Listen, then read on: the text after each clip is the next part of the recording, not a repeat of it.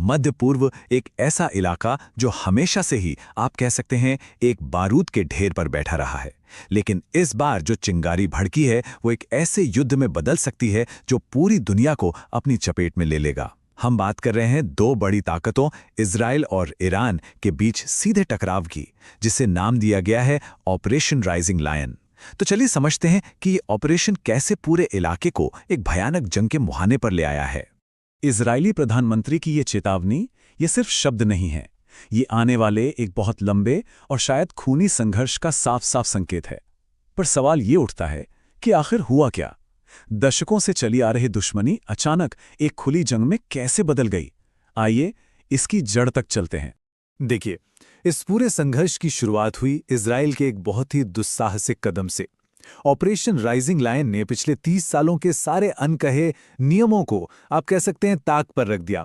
Iran पर सीधा हमला किया गया और इससे एक ऐसा खतरनाक सिलसिला शुरू हो गया है जिसे अब रोकना लगभग नामुमकिन सा लग रहा है।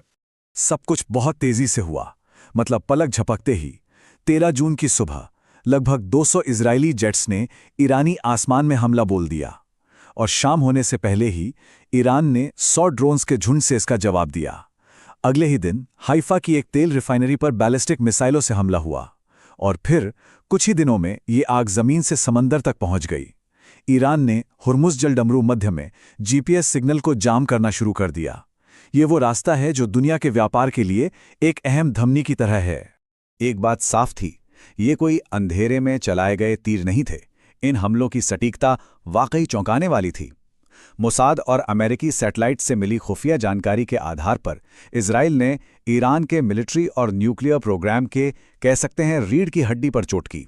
बड़े बड़े जनरलों से लेकर अहम परमाणु वैज्ञानिकों तक हर एक लक्ष्य को बहुत सोच समझकर चुना गया था ताकि ईरान को कई साल पीछे धकेला जा सके।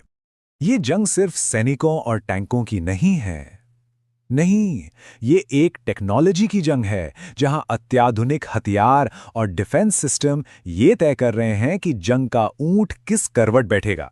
तो चलिए एक नजर डालते हैं उस तकनीक पर जो इस नए दौर की लड़ाई को परिभाषित कर रही है। इजराइल की रक्षा का सबसे मजबूत कवच है एरो 3 सिस्टम। और सुनिए, ये कोई मामूली मिसाइल डिफेंस सिस्टम नहीं है। ये धरती के वायुमंडल से बाहर मतलब स्पेस में दुश्मन की बैलिस्टिक मिसाइलों को तबाह कर सकता है। इसकी हाइपरसोनिक रफ्तार और 2400 किलोमीटर की जबरदस्त रेंज इसे लगभग अजेय बना देती है। ये हिट टू किल तकनीक पर काम करता है, जिसका मतलब है कि ये किसी बॉम्ब से नहीं बल्कि एक गोली की तरह सीधे टारगेट से टकराकर उसे नष्ट कर देता है।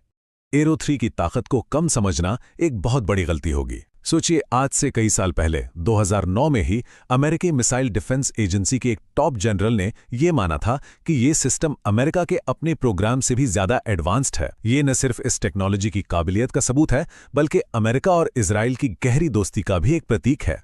और जाहिर है, जहां ढाल होती है वहां तलवार भी होती है। इजराइल की हमला करने की ताकत सिर्फ उसके फाइटर जेट्स तक सीमित नहीं है। ये लंबी दूरी तक सटीक हमला करने की क्षमता और मोसाद जैसी दुनिया की बेहतरीन खुफिया एजेंसी के नेटवर्क का नतीजा है, जिसने ज़मीनी स्तर पर सटीक जानकारी मुहैया कराई। तो अब सवाल उठता है कि मैदान जंग में ये दोनों देश एक दूसरे के सामने आखिर टिकते कहाँ हैं? चलिए उनके सैन्य ताकत की एक सीधी तुलना करते हैं। ये स्लाइड दोनों सेनाओं के सोच के फर्क को बहुत अच्छे से दिखाती है। इजराइल का दाव अपनी बेहतरीन टेक्नोलॉजी और रिजर्व सैनिकों को तेजी से इकट्ठा करने की काबिलियत पर है। वहीं दूसरी तरफ ईरान अपनी भारी भरकम सेना और ड्रोन और मिसाइल जैसे सस्ते लेकिन असरदार हथियारों पर ज्यादा भरोसा करता है। ईरान की सबसे बड़ी ताकत है उसके सैनिकों की संख्या। 6 लाख से ज्यादा एक्टिव सैनिक। ये इस इलाके की सबसे बड़ी और सबसे अनुभवी सेनाओं में से एक है। किसी भी हमलावर के लिए ये एक बहुत बड़ी चुनौती है। और इसके ठीक उलट इजराइल की एक्टिव सेना सिर्फ 1,70,000 है, जो सुनने में काफी कम लगती है, लेकिन उसकी असली ताकत है उसके 4.5 लाख से ज्यादा रिजर्विस्ट, जो बस कुछ ही घंटों के नोटिस पर जंग के लिए तैयार हो सकते हैं। तो ये एक तरह से क्वालिटी बनाम क्वांटिटी और रफ्तार बनाम आकार का क्लासिक मामला है। तो ये जो टेक्नोलॉजी की बढ़त है, ये आती कहाँ से है? इसका जवाब है पैसा। ये चार्ट साफ साफ दिखाता है कि इजराइल का डिफेंस बजट ईरान से लगभग 2 गुना है, और यही पैसा है जो एरो 3 जैसे सिस्टम को बनाने और एडवांस्ड रिसर्च में लगाया जाता है। लेकिन इन सारे अंतरों के बावजूद जब हम ओवरऑल ताकत की बात करते हैं तो ग्लोबल फायर पावर जैसी रैंकिंग दोनों देशों को लगभग बराबर मानती हैं। इजराइल 15वें नंबर पर तो ईरान ठीक उसके पीछे 16वें नंबर पर। ये हमें याद दिलाता है कि सिर्फ नंबर और बजट ही सब कुछ नहीं होते। रणनीति, अनुभव और लड़ने का जज्बा भी उतना ही मायने रखता है। अब ये लड़ाई सिर्फ इजराइल और ईरान के बीच की नहीं रह गई है, पूरी दुनिया इसमें खिंचती चली आ रही है।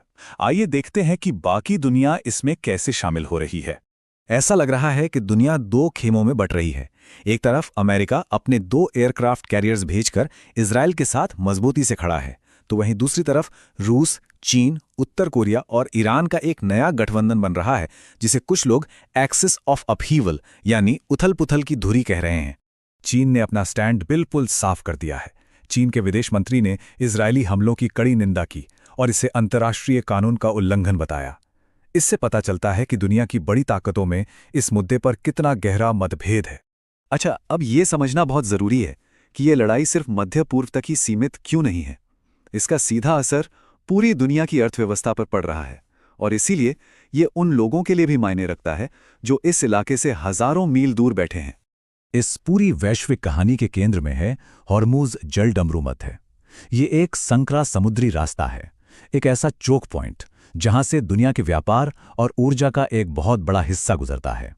जो भी इस रास्ते को कंट्रोल करता है वो एक तरह से ग्लोबल इकोनॉमी की नब्ज को कंट्रोल करता है। तो ये आंकड़ा देखिए, ये सबसे ज्यादा महत्वपूर्ण है। दुनिया का लगभग 20% तेल हर रोज इसी एक पतले से रास्ते से होकर गुजरता है। जरा सोचिए, अगर ये रास्ता बंद हो गया तो क्या होगा? और असल में ठीक यही हो रहा है। ईरान ने जीपीएस सिग्नल जैम करके इस रास्ते में रुकावट डालनी शुरू कर दी है, जिससे एक खतरनाक डोमिनो इफेक्ट शुरू हो गया है। पहले शिपिंग में रुकावट आती है, फिर तेल की डिलीवरी में देरी होती है, जिससे कीमतें आसमान छूने लगती हैं, और आखिर में इसका असर पूरी दुनिया की अर्थव्यवस्था पर पड़ता है, ट्रांसपोर्ट से लेकर फैक्ट्रियों तक और हमारी आपकी जेब में रखे हर एक रुपए तक। ये सारी बातें हमें एक बहुत ही गंभीर और परेशान करने वाले सवाल पर लाकर खड़ा कर देती हैं। एक सीधा सैन्य टकराव जिसमें दुनिया की बड़ी बड़ी ताकतें शामिल हो रही हैं और जिससे ग्लोबल इकोनॉमी को खतरा है। तो क्या यह सिर्फ एक और क्षेत्रीय संघर्ष है, या फिर हम एक नए विश्व युद्ध की दहलीज पर खड़े हैं? इसका जवाब तो शायद वक्त ही